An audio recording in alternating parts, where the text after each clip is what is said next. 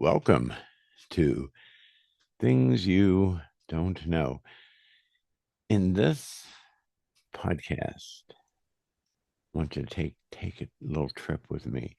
Imagine a quiet New England road on a winter night. The car is found nose first in a snowbank off the highway, the engine still running. The driver's door is open, but no one is there. Now, this isn't the start of a mystery novel. It's a real case. In 2004, 21-year-old Mara Murray's car was discovered wrecked on a New Hampshire back road. Police arrived to find no sign of Mara. She had vanished into the cold darkness. To this day, she hasn't been found. Wow, that sends shivers down my spine every time. Welcome, everyone, to Things You Don't Know, the podcast exploring the enigmas and underreported truths hiding in plain sight. Thank you, Dr. Deneen. Yes, and I'm Dr. Weaver. Today's episode asks a haunting question. How many people go missing in the United States each year? And beyond that number, what happens to them? Where do they go? Who or what is behind these disappearances? We'll dive into the hard facts, the statistics that might shock you, and some real life cases from high profile to little known. Plus, we'll wander into the shadowy side of speculation, theories ranging from the mundane to the wildly conspiratorial. Everything from voluntary disappearances, tragic accidents, to criminal abductions, and even whispers about government secrets and covert programs. Yes, that means we'll even touch on places like Guantanamo Bay and those spooky tales of people vanishing without a trace. As always, we'll keep a journalistic tone. We'll present all sides of the evidence and the theories, but we won't shy away from the dramatic mystery of it all because let's face it, these stories are as dramatic as they come. So turn down the lights, ladies and gentlemen, and get ready for a deep dive into the world of missing persons in America. You might think you know the story, but stick with us. There are things you don't know. Let's start with the sheer scope of this issue. How many people go missing in the U.S. each year? The figures are jaw-dropping. According to the FBI's National Crime Information Center, in 2022 alone, over 546,000 people go missing. Missing person reports were entered into their database during 2023. The number was even higher then, about 563,000 reports. Wowzer. That averages out to roughly 1,500 people reported missing per day in 2023. Put another way, about one person every minute is reported missing in America when you do the math on those stats. One person per minute. That makes it real. That's astonishing. I bet most people had no idea it was that frequent. I certainly didn't. Over 500,000 people a year. It's like an entire city's worth of people vanishing annually. It really is. It's important to clarify that the number includes all missing persons reports. Many cases are resolved quickly. People are often found or returned home, and the reports are cleared. In fact, Almost as many cases are cleared each year as are reported. For example, in 2022, about 543,000 cases were resolved in that same year. So a lot of those missing people do turn up. Some are found safe. Some are found, unfortunately, not alive. And some reports turn out to be errors or misunderstandings. Right. Thankfully, so it's not like 500,000 people remain missing forever each year. But still, that leaves tens of thousands who don't come back, at least not quickly. Correct. If we look at the active missing cases, those still unresolved, the FBI data showed about 97,000 active missing persons cases in the United States at the end of 2022. And that number tends to hover around the high tens of thousands at any given time. Other sources echo this range. The National Missing and Unidentified Persons System, NAMUS, says at any given time, up to 90 to 100,000 people are missing in the United States. So roughly around 90 to 100,000 people are missing right now as we speak. Those cases have not yet been resolved. That's twice the number of American casualties in the Vietnam War. Think about that. 90,000 people are currently missing. That's like a stadium full of people whose whereabouts are unknown. It's chilling. It really is. To give it more perspective, that's about one person missing out of every 3,300 Americans at the moment. Missing persons span all ages and backgrounds. As of the latest stats, about 60% of the missing are adults and 40% are children, minors. And contrary to what the media might make us think, it's not all young children or young women missing. Persons including men, women, teenagers, and the elderly are included. In 2022, about 41% of active cases were juveniles under 21. Many of those teens, but the majority, like 59% or so, were adults over 21. There's also an interesting breakdown by demographics. We hear a lot about certain missing person cases on the news, but not about others. For example, there's been criticism that media focuses disproportionately on white victims. In reality, about 40% of missing persons are people of color, even though, for instance, African Americans are only 13% of the US population. Yet those cases often get a lot less media attention. So 40% are people of color, and they only make up 13% of the population. Interesting.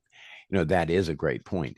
There's even a name for that media phenomena: missing white woman syndrome, where white female victims get outsized coverage compared to missing men or missing people of color. Organizations like the Black and Missing Foundation point out this disparity and try to raise awareness for those overlooked cases. So, behind these huge numbers, it's very important to remember are real people of all kinds, and many of their stories barely make a blip in the national news. For families, though, each one of them is a nightmare. In 2023, the FBI reported 10,650 missing persons cases involving Native American and Alaskan natives. By the end of that year, 1,631 cases remained unresolved, with approximately 40% involving women. These figures are significant considering that Native Americans constitute about 1.1% of the US population. In contrast, while a more significant number of missing persons cases involve white individuals, that proportion relative to their population size is lower. For example, in Montana, Native Americans make up 6.6% of the population, but accounted for 26% of missing persons cases between 2017 and 2019. There are several systematic issues which contribute to the higher rates of missing Native Americans. Many cases involving Native Americans are underreported or misclassified. In 2016, 5,712 reports of missing American Indian and Alaskan Native women and girls were made to the National Crime Information Center, but only 116 were logged into the Department of Justice's Federal Missing Persons Database. Yeah, and there's some jurisdictional complexities too. Law enforcement jurisdictional issues between federal, state, and tribal authorities can hinder investigations and data collection.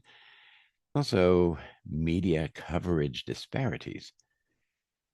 Cases involving missing Native Americans often receive less media attention, a phenomenon known or often referred to as missing white woman syndrome. While more Caucasian individuals go missing in absolute numbers, Native Americans face a higher risk of disappearing relative to their population size. This disparity underscores the need for improved data collection, interagency cooperation, and equitable media coverage to address and mitigate the crisis affecting Native American communities. Absolutely. Now that we've set the scale, hundreds of thousands reported each year, tens of thousands still missing, let's talk about why people go missing. It's not one size fits all. There are a few common categories and causes. Unresolved missing persons cases are tracked across the United States. A graphic from 2021 shows over 20,000 open missing person cases and over 13,000 unidentified remains cases in national databases at that time. It also illustrates demographics. The majority of unresolved missing persons are males, 61%, and a significant portion of white, although all races are affected. Distribution varies by state. For example, California and Texas have the most open cases. This reminds us that behind the statistics are thousands of individuals whose fates remain unknown. People go missing for many reasons, and understanding these can shed light on the phenomenon. Broadly, missing persons cases fall into a few major categories: voluntary disappearances like runaways or walkaways. A substantial number of missing people actually leave on their own. This is especially common with youth. In fact, when circumstances are recorded, about 95% of missing children, teen cases, are runaways, not kidnappings. They may run away due to family issues, abuse, or personal problems. Now, adults, too, sometimes choose to vanish intentionally to start a new life or escape something. For example, a Pennsylvania mother named Brenda Heist famously disappeared in 2002 after dropping off her kids at school. She was assumed murdered and even declared legally dead. But 11 years later, she resurfaced in Florida, alive, having lived homeless by choice in the interim. She had essentially walked away from her life on a sudden impulse. There are other cases of grown adults who quietly leave and reinvent themselves, though they are a smaller fraction. Accidents or misadventures are another factor. Many people disappear due to accidents, getting lost or injured where they can't be found. Hikers lost in the wilderness are a classic example. The case of Dennis Martin illustrates this. In 1969, Dennis was a 6-year-old who went missing in the Great Smoky Mountains National Park during a family camping trip. Despite one of the largest search operations ever at that time, over 1,400 searchers covering 50 square miles, no trace of Dennis was ever found. It's likely he vanished in the woods. Tragically, it could have been an accident or just getting lost, and we never found him. Some accidents aren't in the wilderness per se. People can fall into rivers, lakes, or other hazards. Cars crash down embankments into water and remain hidden. A haunting example: in 1997, a Florida man, William Moult, went missing after a night at a club.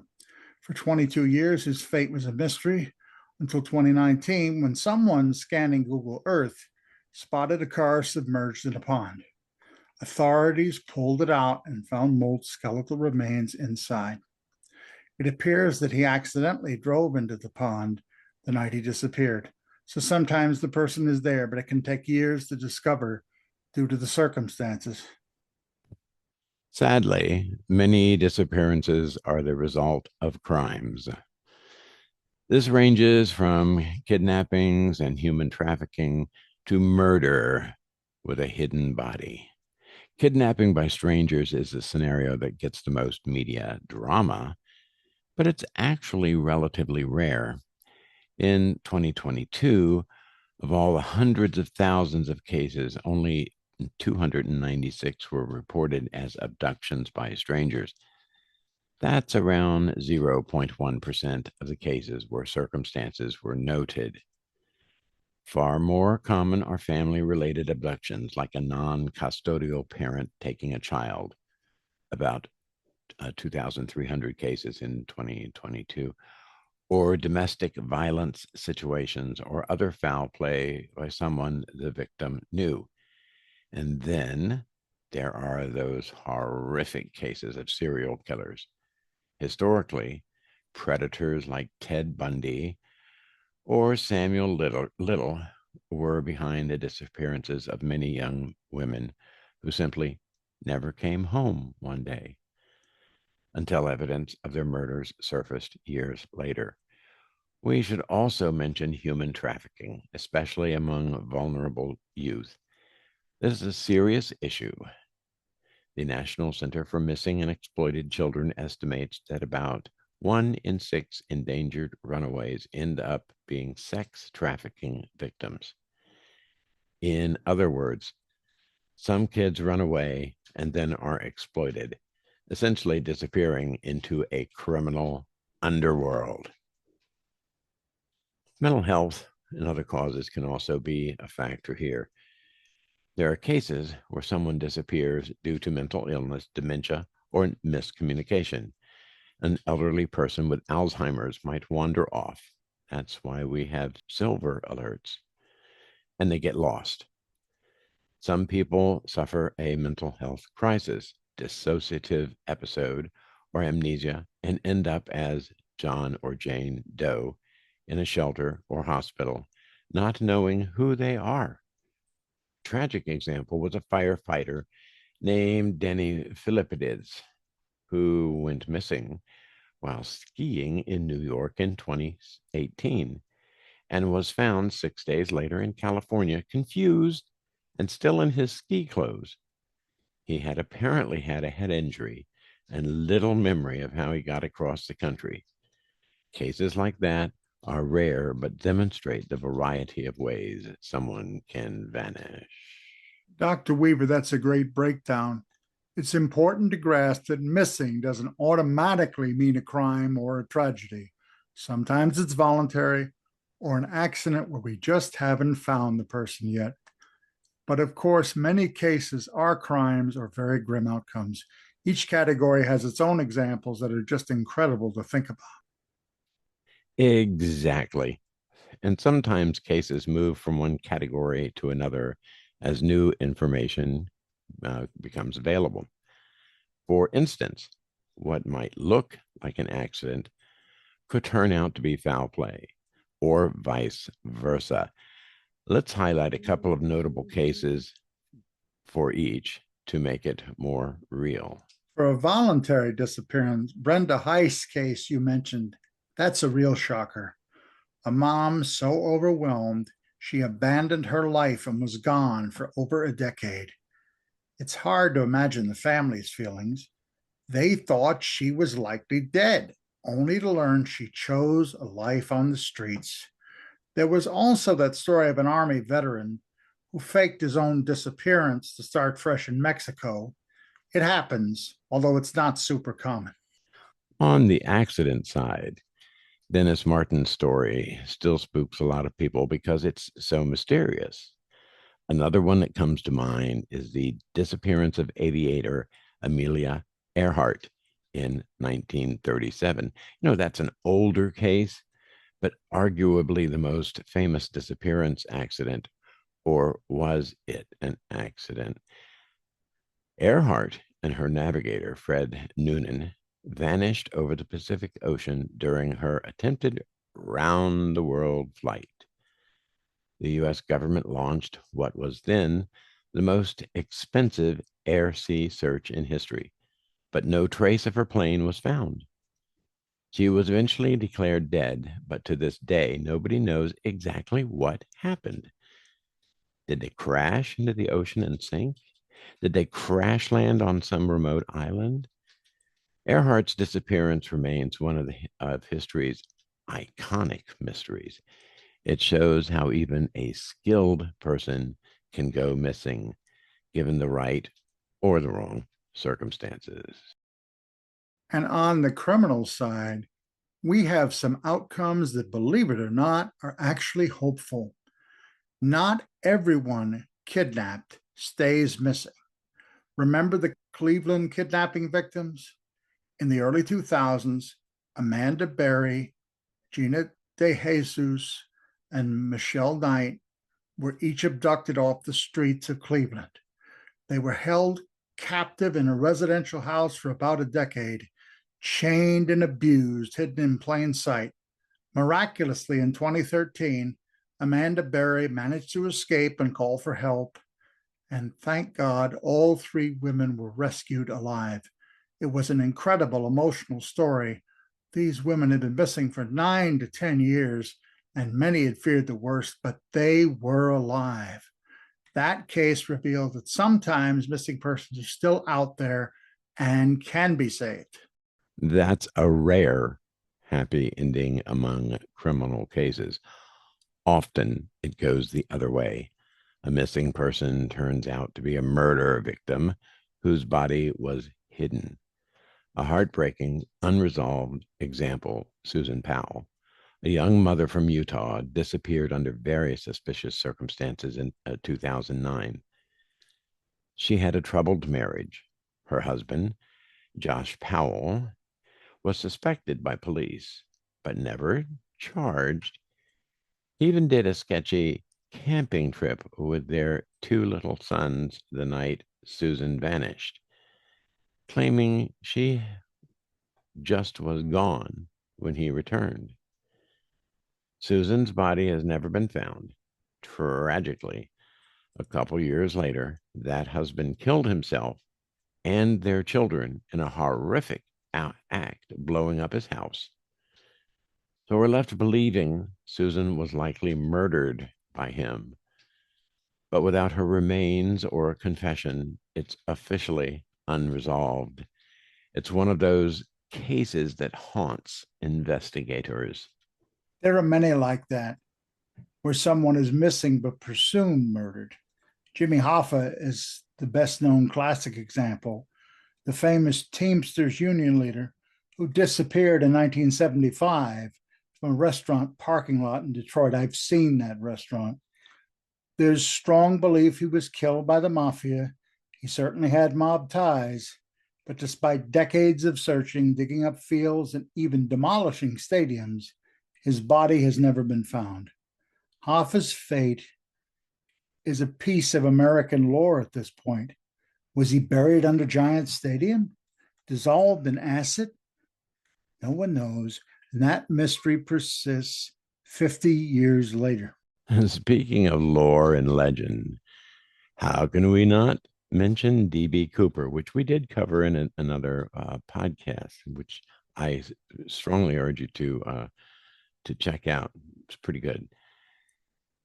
That's an alias. It's an alias of the man behind the only unsolved airline hijacking in U.S. history. And in 1971, this guy hijacked a plane, demanded $200,000 ransom, then parachuted out of the plane over the Pacific Northwest with the money and vanished.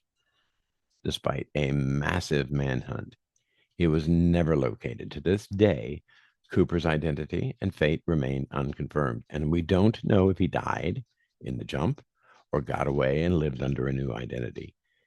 It's a missing person in a sense.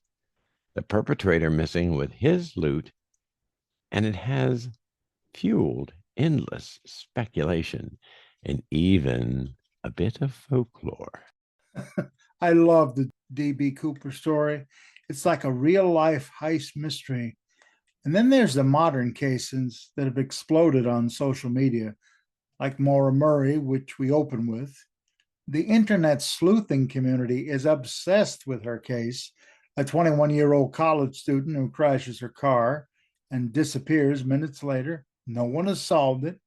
Or Brian Schaefer, the Ohio State medical student who in 2006 went into a bar and never came out, literally vanished inside a crowded bar. He was captured on CCTV, except no footage of him exiting was ever found. These kind of cases baffle people. No evidence of abduction, sometimes no crime scene at all, just poof, person gone. And it's not just individuals. Sometimes multiple people vanish together, like the Springfield Three, two teenagers and a mother in Springfield, Missouri. In 1992, they disappeared from their home overnight, or entire families disappearing under bizarre circumstances. These unsolved cases often linger in the public consciousness because we hate not knowing. Humans want answers and closures, and a missing persons case is the ultimate open question. You're 100% correct. Given the human need for answers, it's no surprise where facts are missing, theories rush in. This is the part of the show where we put on our tinfoil hats just a little and explore the speculative side of missing persons. Some of these theories are grounded in patterns or in history, and others veer into the truly bizarre. We are not endorsing them, but it's fascinating to discuss. So let's talk conspiracies and mysteries. Some of the reasons people suspect government involvement are interesting, to say the least, such as Quanto Pro and MK Ultra. Real declassified government programs show the U.S. has engaged in covert operations targeting its own systems. We did do a podcast about that too, did we not, Dr. Deneen? Indeed. Black sites and extraordinary rendition. Programs like those used during the War on Terror led to people disappearing from records. Interesting. Witsec, with a witness protection and deep cover. Some disappearances are legally sanctioned and involve new identities. Conspiracies around secret bases, locations like Area 51, and rumors of DUMBs, deep underground military bases, fuel belief in hidden operations. That one we could explore a lot. Unacknowledged deaths. Some people believe people vanish due to discovering classified information or becoming threats to national security. And sometimes that is unacknowledged because obviously it is hidden and secret, and people don't talk about it because they're afraid.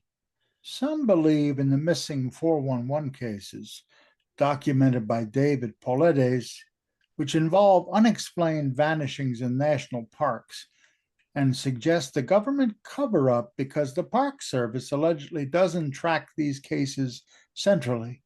Now, the reason why some people believe aliens are involved are also very interesting.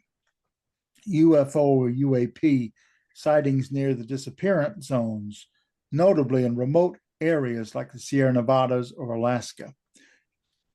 Abduction stories, individuals claim they were taken and returned, but there are also cases of people never returning, a lack of physical evidence. In some cases, no remains, gear, or tracks are found, which some interpret as unnatural. Skinwalker Ranch in Utah is associated with both alien and interdimensional activity. Check out our podcast on that, as well as claims of missing animals and missing persons. The Alaska Triangle, a remote region with hundreds of disappearances attributed by some to alien abduction or secret portals. While the U.S. government has a documented history of secret programs, and alien abduction lore has a cultural foothold, there's not really any publicly verified link between either and the thousands of missing person cases in the United States.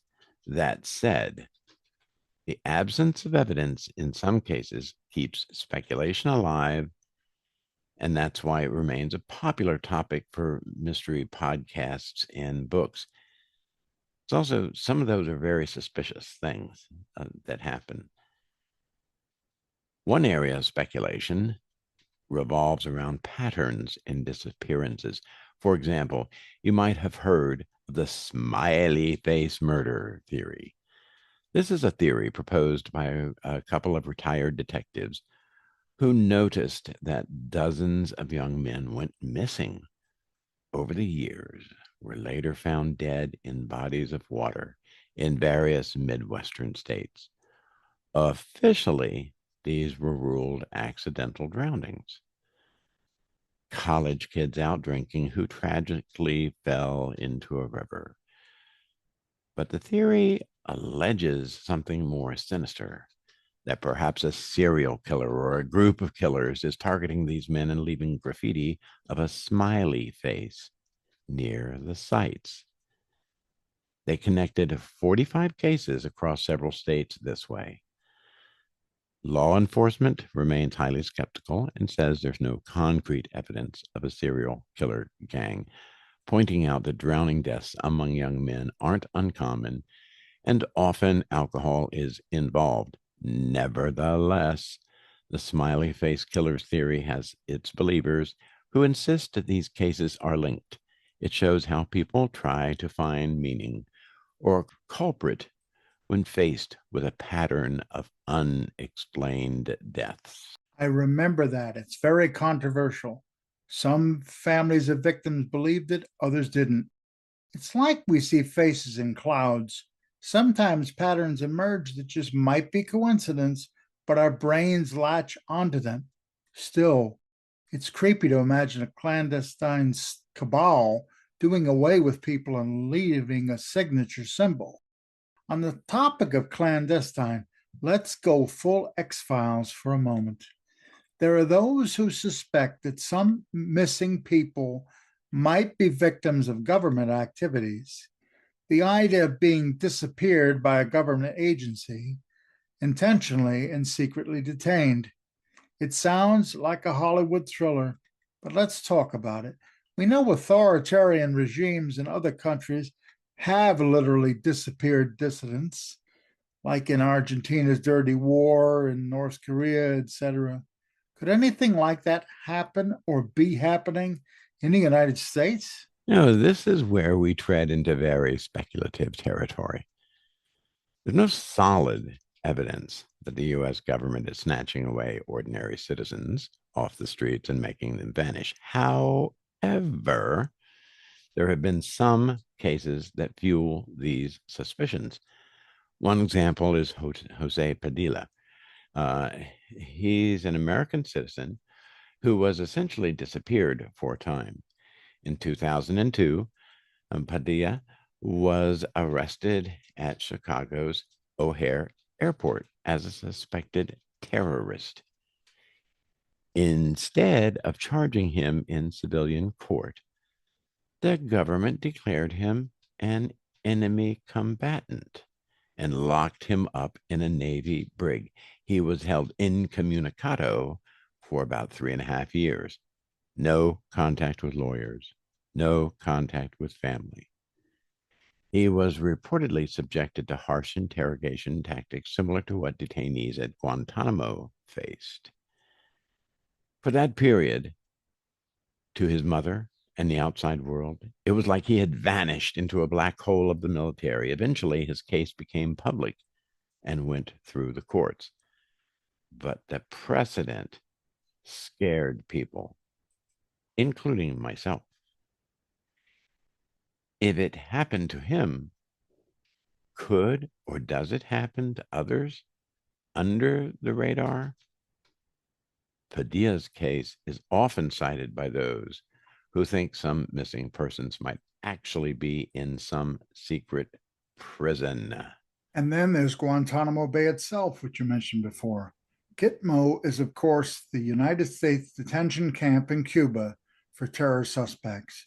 Post 9/11, hundreds of people, almost all non citizens, were held there for years without trial, basically off the grid. Even today, more than 2 decades later, some detainees have never been charged and remain in custody. Now, officially, no American citizens are held in Guantanamo Bay, but the concept of a place where people can be kept in secret indefinitely feeds into conspiracies. Some folks speculate, what if someone who knew too much or posed some threat was quietly swept away and put in a black site? They point to CIA black sites that existed overseas or programs like Extraordinary Rendition, where the CIA secretly transported suspects to foreign prisons. It is documented the CIA in the 2000s had secret prisons abroad, and people were held without public knowledge for years. So the conspiratorial leap is imagining an American getting caught up in something like that, essentially becoming a missing person by government action. It's also interesting that we talk about American citizens. That is a definition that can be waggled. We've seen that recently in the news today, where somebody who is essentially an American citizen who is declared not an American citizen, somebody born here, etc., who's suddenly not an American citizen. Wow, scary. It's a very heavy theory. To be clear, there's no evidence that U.S. agencies are randomly disappearing law abiding Americans into secret facilities.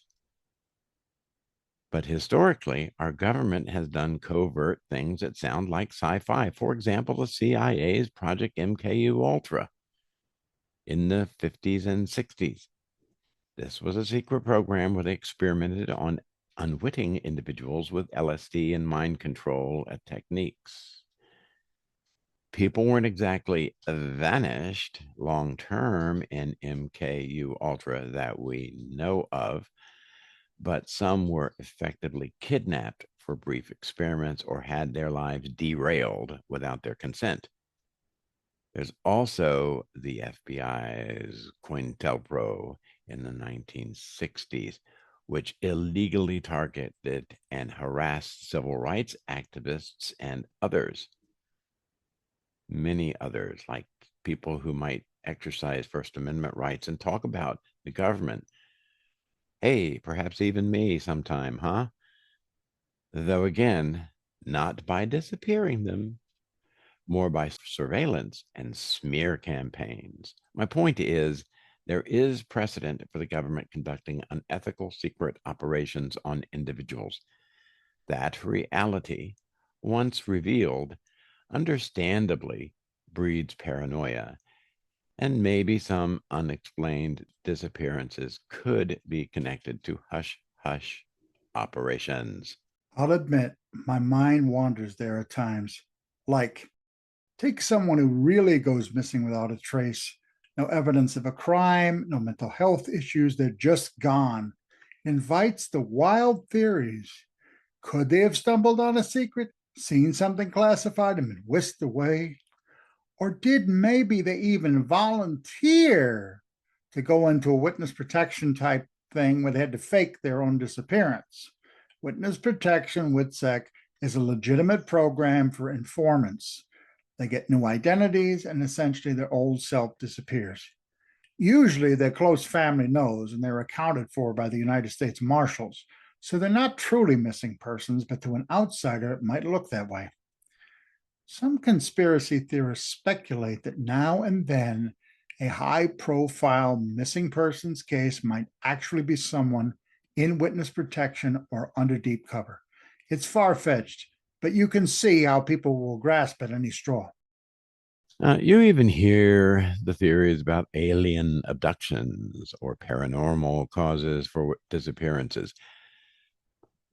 That's more in the UFO believer realm, but it's out there. Every time someone vanishes in weird circumstances, there's a fringe theory of maybe they were abducted by extraterrestrials. There's no evidence for that, needless to say, but it shows our willingness to consider anything when a mystery is big enough. One of the eeriest speculative themes involved national parks and remote areas. Some researchers, or shall we say enthusiasts, have compiled stories of people vanishing in national parks under very odd circumstances. A former police officer we already mentioned, named David Paulides, popularized this with his missing 411 books. He points out cases where experienced hikers go missing without a trace, or children disappear almost instantly when their parents look away. Sometimes odd details like the missing being found far from where logic says they could reach. It's almost become an urban legend that something weird is happening in the wilderness, whether it's a serial killer, feral wild men, Bigfoot, or some supernatural force. According to one description of the phenomenon, Missing 411 is basically an online conspiracy theory. There are eerie connections between hundreds of missing persons in the wilderness areas and national parks.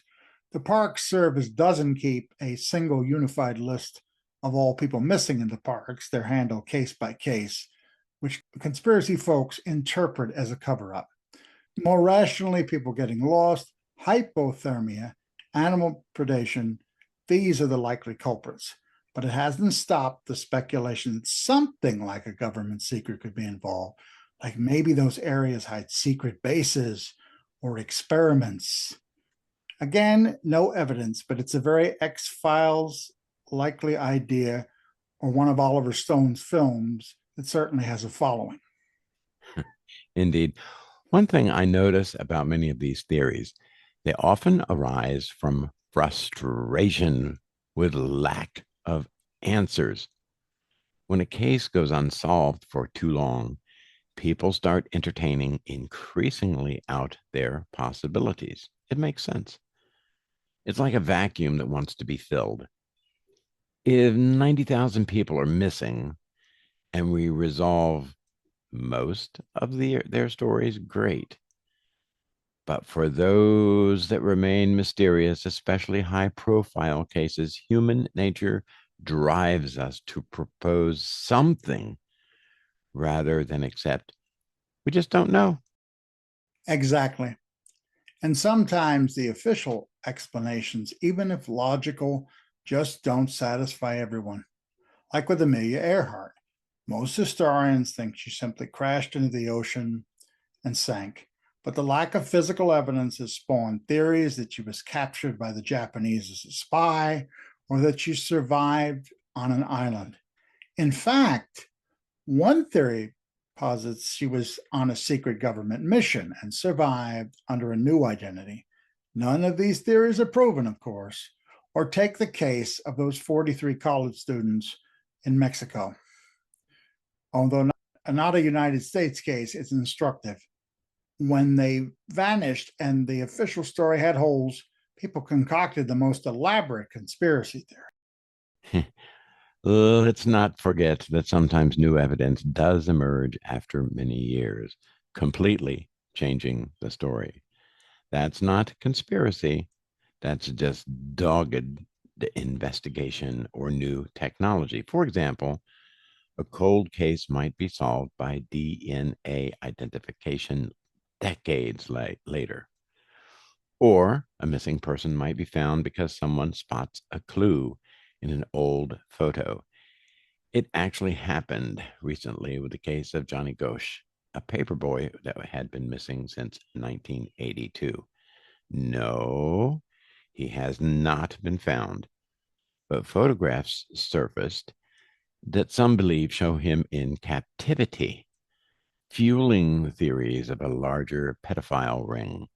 It's controversial and not confirmed, but it shows how one clue can set off a storm of speculation even decades later. And sometimes it's the mundane answer that closes a case.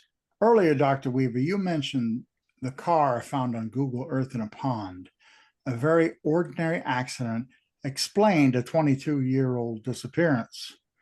Another case just recently, remains found in a car pulled from an Arkansas lake, solved the 1998 disappearance of a woman and her daughter. Another likely accident where their car went off the road into the water. No foul play, no conspiracy, just a tragic mishap. Those resolutions are bittersweet. They give families closure, but also confirm a loss. Still, closure is important. That's what every family of a missing person yearns for, even if it's bad news, just to know. The unknown is kind of worse in a way, you know? I agree. And, and thousands of families are still in that agonizing limbo, waiting, waiting for a phone call, a knock on the door, a DNA match, anything. Some have waited for decades. Some, like the families of the victims of serial killers who weren't identified until recently, eventually get answers. Others, like Maura Murray's family, are the parents of missing child Aisha Degree, who disappeared in 2000, 9 years old in North Carolina, under very bizarre circumstances and is still missing. They're still holding on to hope and searching. So, to circle back to the core question, how many people go missing in the US each year? The answer is hundreds of thousands reported missing, with tens of thousands remaining missing at any given time. These numbers are staggering, but behind them are very human stories. Most missing persons cases resolve in hours or days. Many missing children, for instance, come home safe or are found quickly, but in a significant minority, they turn up in long term mysteries or tragedies. We've heard some of those mysteries today, from the eerie silence of a crashed car with no driver to entire legends like D.B. Cooper jumping from the sky, never to be seen again. We've looked at the mundane reasons people disappear, and we've entertained the wild possibilities that haunt the imagination: government cover ups, hidden serial killers, secret prisons, and alien abductions. When reality isn't confirmed, speculation runs free. As journalists at heart, we have to stress that while speculation is interesting, facts must be our guiding light. And the facts here include some that are hopeful, thanks to better technology, awareness, and cooperation. Missing persons recovery has improved. Amber alerts for abducted children have saved lives. DNA databases help identify unidentified remains and return them to families. Even genetic genealogy has cracked cold cases, giving answers to questions once thought unsolvable. Each year, names are taken off the missing list, sometimes even decades later, because something new was discovered. Yet new names also get added every year. It is a cycle that sadly will probably always be with us. There will always be runaways, accidents, crimes of passion, and yes, even some truly baffling vanishings. In a country of 330 million people, some cases will slip through the cracks or remain puzzles.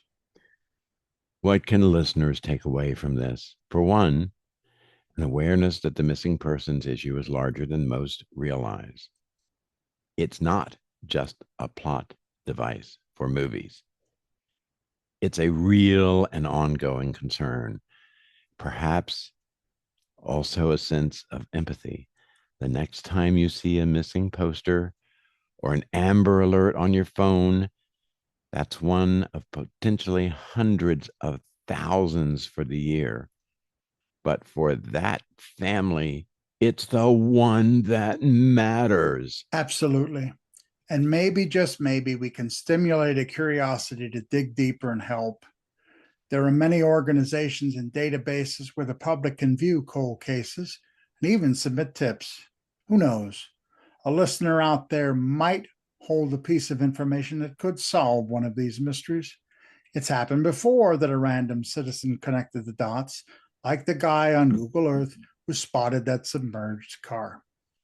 Before we wrap up, I want to briefly mention the crisis of missing and murdered Indigenous women, which we touched on in Disparities. In some Native American communities, women go missing at shockingly high rates. For example, in 2022, over 5,400 Native American women and girls were reported missing. It's a crisis often called a hidden epidemic. Many of those cases remain unsolved due to jurisdictional issues and a lack of media coverage. It's an aspect of the missing person story that deserves more attention. Absolutely. When we say tens of thousands are missing, we should and must remember those are disproportionately from vulnerable populations: children, people of color, indigenous women, marginalized folks of all kinds. They are not all photogenic young suburban white women that get breaking news coverage. So it's important to remember there are real social issues tied up in this topic as well. In the end, the world of missing persons is both deeply tragic and oddly captivating.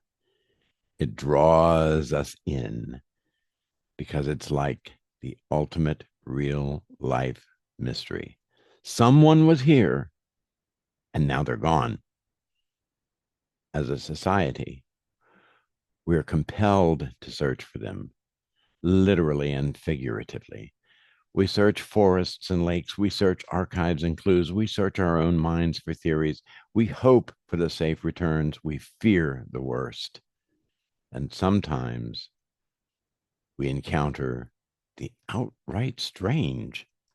Today, we've journeyed through these shadows together. We hope you learned something new. I know I did.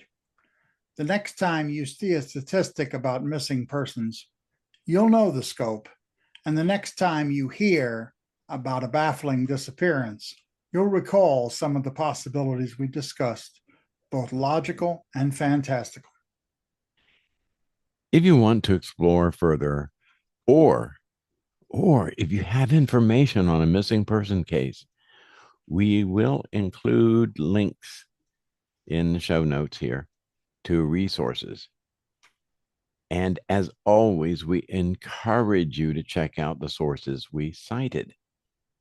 We've referenced FBI reports, news articles, and even a few conspiracy theories in passing. They'll be listed for the curious minds who want to dig deeper, and I hope you will.